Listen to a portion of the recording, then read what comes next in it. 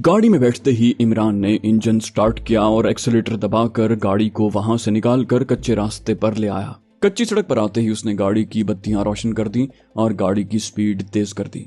10 minute के बाद वो पक्की सड़क पर आ गया। ये सड़क शहर के शुमाली इलाके यानी दरियाए हिगली की तरफ जाती थी। वो दरिया की तरफ निकल जाना चाहता था। अगर वो दरिया हिगली का पुल पार कर जाता है तो वो काफी हद तक महफूज हो सकता था। आधी रात के बाद उस गैर आबाद इलाके की ये पक्की सड़क खाली पड़ी थी। जब इमरान के अंदाजे के मुताबिक टीले से उतरने के बाद 15 मिनट गुजर गए तो दूर से उसे दरिया हिगली के हौड़ा ब्रिज की रोशनियां नजर आने लगी। उसने गाड़ी की रफ्तार और तेज कर दी। 5 मिनट में वो हौड़ा ब्रिज क्रॉस कर रहा था। 5 मिनट में वो दरिया के पुल के दूसरी जानिब पहुंच गया। पुल की दूसरी तरफ आने के बाद इमरान ने गाड़ी उस छोटी सी सड़क पर डाल दी जो दरिया के मगरबी किनारे के साथ साथ कारखाने के मजदूरों के क्वार्टरों और माहीगीरों की झोंपड़ियों की आबादी की तरफ चली जाती थी। इमरान आगे ही आगे बढ़ता जा रहा था। वो यहाँ से बर्दवान शहर और वहां से आगे आसनोल की तरफ निकलना चाहता था। ये दोनों शहर कलकत्ते से दिल्ली जाने वाली रेलवे लाइन पर वाक़ थे। दोनों शहर कलकत्ते से काफी दूर ही थे। आसनोल तो काफी दूर था, लेकिन इमरान बर्दवान तक जरूर पहुंचना चाहता था क्योंकि वहां से वो किसी ट्रेन में बैठकर दिल्ली की तरफ जा सकता था। अगर स्टेशन पर हालात मखदूश हुए तो वो वहां से किसी लारी में सवार होकर आसनोल की तरफ जा सकता था। साथ साथ उसका ख्याल उस बम की तरफ भी लगा हुआ था जिसे 1 घंटे के बाद फटना था या नहीं फटना था। उसने सोचा कि 1 घंटा गुजर गया है, इसका मतलब है कि देसी साख्त का बना हुआ नाकाबिले एतबार बम नहीं फटा। अब इमरान कुछ नहीं कर सकता था, लेकिन उसे मायूसी जरूर हुई। काश बम फट जाता और वो असलहा, वो मिसाइल जिन्हें कारगिल के महाज पर भारतीय फौज ने कश्मीरी मुजाहिदीन के खिलाफ इस्तेमाल करना था तबाह बर्बाद हो जाते। लेकिन ऐसा नहीं हुआ। इमरान इन्हीं परेशान ख्यालात में उलझा गाड़ी को एक मुनासिब रफ्तार पर चलाता दरिया के किनारे मजदूरों के क्वार्टरों के करीब से गुजर रहा था। अचानक उसे नीचे से ऊपर की तरफ एक जबरदस्त धचका लगा। एक लम्हे के लिए स्टीयरिंग पर उसका काबू न रहा। उसे लगा कि आगे कोई बहुत खतरनाक किस्म का स्पीड ब्रेकर था जिससे टकराकर गाड़ी 2-3 फुट ऊपर को उछल पड़ी थी। उसने फौरन गाड़ी को काबू किया और ब्रेक लगा दी। जैसे ही उसने ब्रेक लगाई, एक कयामत खेज धमाके की आवाज उसके कानों से टकराई जिसने गाड़ी को एक पहलू से इतनी जोर से धक्का दिया कि गाड़ी एक तरफ को खिसकती हुई एक दरख्त के साथ जा टकराई। कमांडो इमरान सब कुछ भूल गया। उसका चेहरा कामयाबी की खुशी से चमकने लगा। पहले कयामत खेज धमाके के बाद मुसलसल धमाके सुनाई दे रहे थे। बॉल पॉइंट टाइम बम ने अपना काम कर दिखाया था और वो फट गया था। और अब एमुनिशन स्टोर के मिसाइल फट रहे थे और दरिया पार चंदनपुर की समत आसमान सुर्ख दिखाई दे रहा था। मुसलसल धमाकों की गूंज सुनाई दे रही थी। कमांडो इमरान का मिशन कामयाब हो गया था। वो अपनी खुशी का इजहार सिर्फ इसी तरीके से कर सकता था कि उसने गाड़ी की रफ्तार और तेज कर दी ताकि जितनी जल्दी हो सके खतरनाक जोन से बाहर निकल जाए। जिन्होंने भारत के सूबे मगरबी बंगाल का सफर किया है उन्हें अच्छी तरह मालूम होगा कि ये सूबा बड़ा गुंजान आबाद है और उसकी मगरबी सरहद सूबा बिहार तक बड़े लंबे लंबे फासले हैं और आबादी इतनी कसरत से है कि देहाती बस्तियां, छोटे छोटे कस्बे और शहर आते ही रहते हैं। यहाँ किसी मफरूर का छुपना आसान भी है और मुश्किल भी, क्योंकि वो मुसलसल आबादकारों की निगाहों के सामने रहता है। कमांडो इमरान दरिया का किनारा छोड़कर अब बड़ी सड़क पर आ गया था। उस सड़क पर काफी फासला छोड़कर बिजली के खंभे लगे थे जिन पर बिजली की बत्तियां रोशन थीं। सामने की तरफ से भारी ट्रक और कभी कभी कोई गाड़ी आ जाती। इमरान को अच्छी तरह मालूम था कि उस वक्त तक भारत के तमाम सूबों की मिलिट्री और सिविल पुलिस को चंदनपुर के एमुनिशन डिपो की तबाही की इत्तला मिल चुकी होगी और कोई ताजुब नहीं कि सूबों की पुलिस ने सड़कों पर नाकाबंदी करके चेकिंग भी शुरू कर दी हो। इमरान को इसलिए भी खतरा लाहक था कि जिस गाड़ी को वो चला रहा था उसका लाइसेंस और दीगर जरूरी कागजात उसके पास नहीं थे। वो उस इलाके का रहने वाला भी नहीं था। उसका रंग भी उस इलाके के लोगों जैसा नहीं था और उर्दू बोलने का लहजा भी पंजाबी था। लेकिन वो गाड़ी किसी जगह छोड़कर पैदल सफर करने में भी अक्लमंदी नहीं थी, क्योंकि वो बर्दवान से आगे निकल आया था और वहां से आसनोल बहुत दूर था। अब वो आसनोल ही से कोई रेलगाड़ी पकड़ सकता था। अभी तक सब खैरियत थी। सड़क पर किसी जगह कोई चेकिंग पोस्ट उसे न मिली, लेकिन इमरान गाफिल नहीं था। जब तक वो सुबह मगरबी बंगाल से निकल नहीं जाता किसी भी जगह मिलिट्री चेक पोस्ट से उसका वास्ता पड़ सकता था। इन हालात में कमांडो इमरान का सफर करना और फिर एक ऐसी गाड़ी में सफर करना जिसके कागजात उसके पास नहीं थे खतरनाक साबित हो सकता था। वो इन तमाम खदशात और इम्कानात पर गौर करते हुए गाड़ी को बड़ी सड़क पर एक खास रफ्तार पर चला रहा था। उसने सोचा कि अगर वो गाड़ी को छोड़ भी देता है तो फिर सड़क से हटकर खेतों और गैर आबाद इलाकों में सफर करना पड़ेगा, जहां रास्ते से भटक जाने का हर लम्हा खतरा मौजूद था, क्योंकि इमरान उन इलाकों से वाकिफ नहीं था। गाड़ी की हेडलाइटें रोशन थीं, उसकी नजरें सड़क पर थीं। सड़क पर दूर से उसे 3-4 सुर्ख बत्तियां लगी दिखाई दी। ये सुर्ख बत्तियां सड़क के किनारे पर एक दूसरे के पीछे रोशन थीं। इमरान को ये समझने में देर न लगी कि आगे सड़क के किनारे कुछ गाड़ियां खड़ी थीं और सुर्ख बत्तियां उन गाड़ियों की अकबी रोशनियां थीं। एक ख्याल से अचानक उसने गाड़ी की रफ्तार कम कर दी और उसे सड़क के किनारे ले आया। उसने गाड़ी की बत्तियां बुझा दी। गाड़ी दरख्तों के नीचे अंधेरे में एक तरफ करके खड़ी की और खुद गाड़ी से निकलकर दरख्तों के नीचे से होता आगे चलने लगा। ये देखने के लिए कि आगे क्या माजरा है। उसका गुमान यही था कि आगे कोई चेक पोस्ट है और गाड़ियां वगैरह चेक की जा रही हैं। जहां वो चल रहा था वहां अंधेरा था। जहां वो गाड़ियों के करीब पहुंचा तो जो मंजर उसने सड़क पर देखा, उसे देखकर जल्दी एक दरख्त की ओट में हो गया। सड़क पर रुकावटें खड़ी की हुई थीं और 4-5 फौजी सिपाही गाड़ियों की चेकिंग वगैरह कर रहे थे। इमरान वहीं से उल्टे कदम वापस हो गया। अब वो तेज तेज चल रहा था।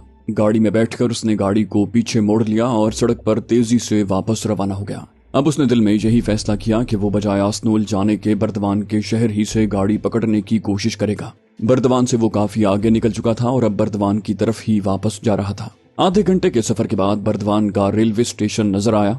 कमांडो इमरान ने गाड़ी एक तरफ करके खड़ी की और गिरदोपेश का जायजा लेता रेलवे स्टेशन की तरफ बढ़ा। किसी जमाने में बर्दवान एक छोटा सा कस्बा हुआ करता था, जिसे जागीरदारों का कस्बा कहा करते थे। उस कस्बे में जागीरदारों की बड़ी बड़ी हवेलियां थीं, मगर अब ये कस्बा एक शहर में तब्दील हो चुका था। स्टेशन भी नया बन गया था, जहां रोशनियां ही रोशनियां थीं। इमरान ने स्टेशन पर एक रेलवे कुली से दरियाफ्त किया कि दिल्ली की तरफ गाड़ी किस वक्त जाएगी। कुली ने उसे बताया कि जनता एक्सप्रेस 4 बजे कलकत्ते से आती है, वो दिल्ली जाएगी। इमरान ने रेलवे स्टेशन के क्लॉक पर नजर डाली। उस वक्त रात के 1:45 बज रहे थे। गाड़ी अगर सही टाइम पर आती है तो उसके आने में अभी 2.25 घंटे बाकी थे। इतना वक्त इमरान स्टेशन के माहौल में नहीं गुजारना चाहता था, जहां रोशनियां भी थीं और मुसाफिर भी काफी नजर आ रहे थे। बहरहाल आगे ट्रेन से सफर करने का उसने इरादा कर लिया था। वो गाड़ी को लेकर कुछ दूर गैराबाद जगह पर आ गया और गाड़ी एक तरफ खेतों के पास अंधेरे में खड़ी कर दी। गाड़ी की सारी बत्तियां बुझाकर वो गाड़ी के अंदर ही बैठा रहा। उसे गाड़ी में कम से कम 1.5 घंटा गुजारना था। वो इस किस्म के इंतजार और सब्र का आदी था। ये इत्मीनान उसने कर लिया था कि वहाँ इर्द गिर्द कोई आबादी वगैरह नहीं थी। वैसे भी इतनी रात गए हर जानिब सन्नाटा था। सिर्फ स्टेशन की तरफ से किसी इंजन की सीटी की या उसके शंट करने की आवाज आ जाती। वो गाड़ी की पिछली सीट पर चुपचाप बैठा रहा। वक्त आहिस्ता आहिस्ता गुजरता चला गया। घड़ी उसके पास नहीं थी। वो सिर्फ अंदाजे से ही वक्त का एहसास कर रहा था। इस बात से भी वो मोहतात हो गया था कि बर्दवान और आसनोल के शहरों के दरमियान मिलिट्री पुलिस चेकिंग कर रही थी। मुमकिन था कि रेलवे स्टेशन पर भी मिलिट्री पुलिस और मिलिट्री इंटेलिजेंस के आदमी मौजूद हों। इमरान को बेहद एहतियात से काम लेना था। उसकी जरा सी गफलत उसे गिरफ्तार करवा सकती थी। उसके अंदाजे के मुताबिक जब 1.5-2 घंटे गुजर गए तो वो चुपके से गाड़ी में से निकलकर रेलवे स्टेशन की तरफ चल पड़ा। अभी उसे दिल्ली का टिकट भी खरीदना था। वो लोगों की नजरों से अपने आप को बचाने की कोशिश करता रेलवे स्टेशन की उन खिड़कियों के पास आ गया जहां मुसाफिर खड़े टिकट खरीद रहे थे। एक खिड़की पर उसने दिल्ली का नाम अंग्रेजी में लिखा हुआ पढ़ा तो उस खिड़की के बाहर लगी कतार में खड़ा हो गया। कतार में ज्यादा मुसाफिर नहीं थे। बहुत जल्द उसकी बारी आ गई। उसने बर्दवान से दिल्ली तक का 3rd क्लास का टिकट खरीदा और सर झुकाए खामोशी से स्टेशन के गेट पर से होकर प्लेटफॉर्म पर आ गया। प्लेटफॉर्म पर काफी लोग थे। स्टेशन के क्लॉक पर उसने टाइम देख लिया था। ट्रेन के आने में 20 मिनट रह गए थे। वो हस्बे मामूल प्लेटफॉर्म पर ऐसी जगह पर बैठ गया जहां मुसाफिरों का एक छोटा सा हुजूम बैठा हुआ था। अकेले किसी बेंच पर बैठने से वो लोगों की नजरों में आ सकता था। उसने देख लिया था कि प्लेटफॉर्म पर मिलिट्री या सिविल पुलिस का कोई सिपाही नहीं है, लेकिन ये सिपाही किसी भी वक्त नमूदार हो सकते थे। इमरान ने खुदा का शुक्र अदा किया कि गाड़ी लेट नहीं थी और वो मजीद इंतजार की जहमत दिए बगैर सही टाइम पर पहुंच गई। जैसे ही गाड़ी रुकी मुसाफिरों का हुजूम उस पर टूट पड़ा। इमरान ट्रेन के आखिरी डिब्बे के पीछे से रेलवे लाइन पर उतरकर ट्रेन की दूसरी जानिब आ गया और वहां एक डिब्बे के खुले दरवाजे में से अंदर जाकर कोने वाली सीट पर बैठ गया। ये डिब्बा अभी मुसाफिरों से भरा नहीं था। कुछ मुसाफिर पहले से सवार थे, कुछ मुसाफिर आकर उस डिब्बे में और भी सवार हो गए। ट्रेन जितनी देर खड़ी रही इमरान यही सोच सोच कर मुस्तरिब रहा कि कहीं पुलिस डिब्बे की चेकिंग करने ना आ जाए, लेकिन ऐसा न हुआ और ट्रेन चल पड़ी। कमांडो इमरान ने खुदा का शुक्र अदा किया। किस्मत इमरान का साथ दे रही थी। वो खैर आफियत से दिल्ली पहुंच गया। दिल्ली पहुंचने के फौरन बाद वो अपने मास्टर स्पाई यानी उस इलाके में कश्मीरी मुजाहिदों, जिहाद कश्मीर और इस्लाम की खातिर काम करने वाले हाजी साहब से मिला।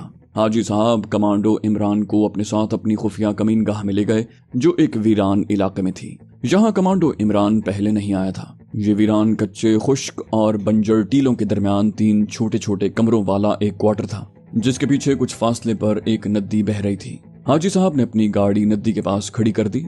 कहने लगे, ये जगह मैंने काफी सोच विचार के बाद बनवाई है।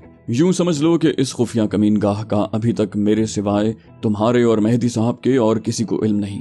या फिर इसे 2-3 मजदूर जानते हैं जो इस क्वार्टर को तामीर करने के बाद इस शहर से वापस बरेली जा चुके हैं। कमांडो इमरान ने क्वार्टर के करीब पहुंचकर उसका जायजा लिया। कहने को तो ये नया क्वार्टर था, मगर उसकी दीवारें पुरानी लग रही थीं और उनका पलस्तर भी कई जगहों से उखड़ा हुआ था। हाजी साहब बोले, तुम क्या सोच रहे हो? मैं जानता हूँ तुम ये सोच रहे होगे कि ये नया क्वार्टर किस किस्म का है जिसकी दीवारें 100 साल पुरानी लगती हैं। इसकी ये हालत मैंने जानबूझकर रखवाई है, ताकि अगर यहाँ से कोई गुजरे तो यही समझे कि ये रेलवे का कोई पुराना क्वार्टर है जहाँ कभी लोग रहा करते थे, लेकिन अब कोई नहीं रहता। खैर, तुम अंदर आओ। हाजी साहब ने क्वार्टर का ताला खोला और वो अंदर दाखिल हो गए। 3 छोटे छोटे कमरे थे। हर कमरे में मामूली सी एक चारपाई, 2-2, 3-3 लोहे की कुर्सियां थी। वहाँ बिजली नहीं थी। दीवार के साथ एक मिट्टी के तेल की लालटेन रखी हुई थी। अकब में एक गुस्ल खाना था। बहुत छोटा सा एक सहन था जिसकी एक जानिब बावर्ची खाने की कोठरियां थीं, जिसके बाहर लकड़ियों का ढेर पड़ा था और मिट्टी की 4-5 मटकियां पड़ी थीं जो पानी से भरी हुई थीं। हाजी साहब कहने लगे, ये पानी मैंने खुद मुश्क में भरकर नदी से लाकर भरा है। इस नदी का पानी साफ और मीठा है। वो एक कमरे में आकर कुर्सियों पर बैठ गए। हाजी साहब बोले, मगरबी बंगाल के चंदनपुर में तुमने जो धमाका खेज मार का मारा है, उसकी तफसील यहाँ के अखबारों में आ चुकी है। मेरी तरफ से मुबारकबाद कबूल करो। इस खबर से कश्मीर के महाज पर अपनी आज़ादी और बका की खातिर जिहाद करने वाले कश्मीरी मुजाहिदीन के भी हौसले मजीद बुलंद हुए हैं। मैं तुमसे इस कमांडो ऑपरेशन की तफसील नहीं पूछूंगा, सिर्फ इतना कहूंगा कि ये मार्का तुम ही मार सकते थे। कमांडो इमरान ने कहा, हाजी साहब, अगर इस मिशन में अल्लाह की मदद शामिल न होती तो ये एक नामुमकिन सा मिशन था। हाजी साहब कहने लगे, अल्लाह की मदद हर मुसलमान के साथ होती है, बशर्ते कि वो अल्लाह के दिखाए हुए सीधे रास्ते पर चल रहा हो। अब मैं तुम्हें ये कहना चाहता हूँ कि तुम सही वक्त पर आए हो। तुम्हें इस वक्त आ जाना चाहिए था। मैं तुम्हारा ही इंतजार कर रहा था, लेकिन तुमसे राब्ता नहीं कर सकता था। कमांडो इमरान ने पूछा, खैरियत तो है ना? हाजी साहब बोले, बिल्कुल खैरियत है। फिर उन्होंने चंद लम्हे तवक्कुफ के बाद कहा, हमारा दुश्मन भारत, पाकिस्तान ही नहीं बल्कि तमाम आलम इस्लाम पर एक बहुत बड़े हमले की तैयारियां कर रहा है। कमांडो इमरान ने कहा, हाजी साहब, मैं आपका मतलब नहीं समझा, खुलकर बात कीजिए। हाजी साहब कहने लगे, भाई, असल बात तो तुम्हें अपना वो खास जासूस और मर्द मुजाहिद बताएगा जो दुश्मन की ऐलान जंग काउंसिल के दफ्तर में बैठा हमारे लिए बल्कि कश्मीरी मुजाहिदों और पाकिस्तान की सलामती के लिए काम कर रहा है। मेरा मतलब है जमील मेहदी साहब। कमांडो इमरान ने बेताबी से पूछा, उन्होंने क्या बताया है? मुझे थोड़ा बहुत बता दीजिए। हाजी साहब ने कहा, मेहदी साहब खुद ही आकर तुम्हें सारी बात तफसील से बताएंगे। मैं अभी जाता हूँ और शाम होते ही उन्हें लेकर यहाँ पहुँच जाऊंगा। उसके बाद हाजी साहब चले गए। कमांडो इमरान ने उनसे अपने साथी कमांडो जिब्रान के बारे में भी पूछा। उन्होंने बताया कि जिब्रान तुम्हारी तलाश में कश्मीर से बम्बई सेठ सत्तार के पास वापस पहुंच गया था और अभी तक बम्बई सेठ सत्तार के पास ही है और उसे तुम्हारे मिशन की कामयाबी की खबर पहुंच चुकी है। हाजी साहब के जाने के बाद दिन ढलने लगा था। शाम का अंधेरा फैल रहा था। हाजी साहब जमील मेहदी साहब को लेकर आ गए। गाड़ी उन्होंने वहीं नदी किनारे खड़ी कर दी। मेहदी साहब ने कमांडो इमरान से हाथ मिलाया और ये तीनों अफराद क्वार्टर के कमरे में आकर बैठ गए।